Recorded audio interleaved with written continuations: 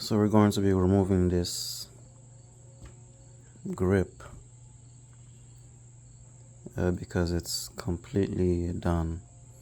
This is one of these Oxford heated grips.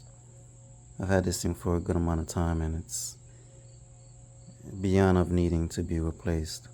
You can even see the wires coming out, the heating element. It's kind of showing up somewhere in there. So, and nowadays, just like makes my hand extremely dirty. It's a whole mess. So, gonna need to replace it.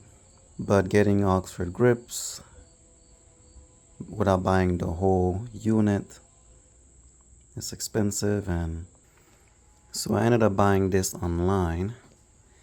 One through Amazon, one through eBay because the price was a little bit cheaper. Originally, I thought that all of the Oxford grips, they were universal, but apparently this one is not because the connection isn't the same.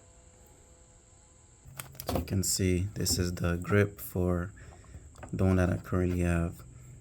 But I'm thinking if I cut these on the one that I purchased right here, because there's only 2 wires coming out of it, if I cut it, it might work. So I'm gonna try it out. Yeah, so I ended up cutting it, and there you go. End up being a perfectly just 2 wires in here, which is great. So all I have to do is just slice this open a little more, make my connection with the other one, which is over here, and make it easy peasy. Okay, so this is the end that I need, because this end goes straight to the grip itself, right? So I want this connection to fit on this connection for the other grip.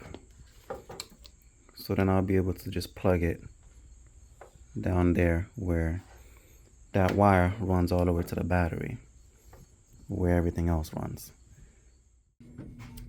Okay, so here it is. I was able to kind of slice it open and expose the 2 wires that come in here.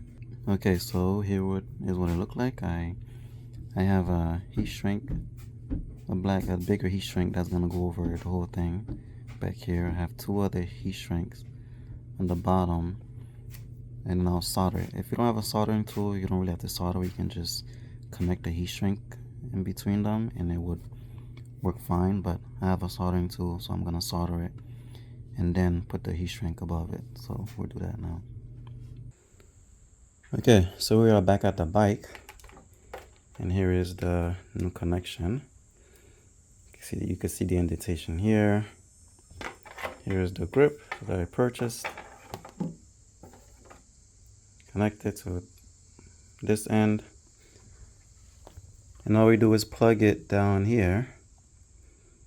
And then we're just gonna start the bike and see if everything goes well.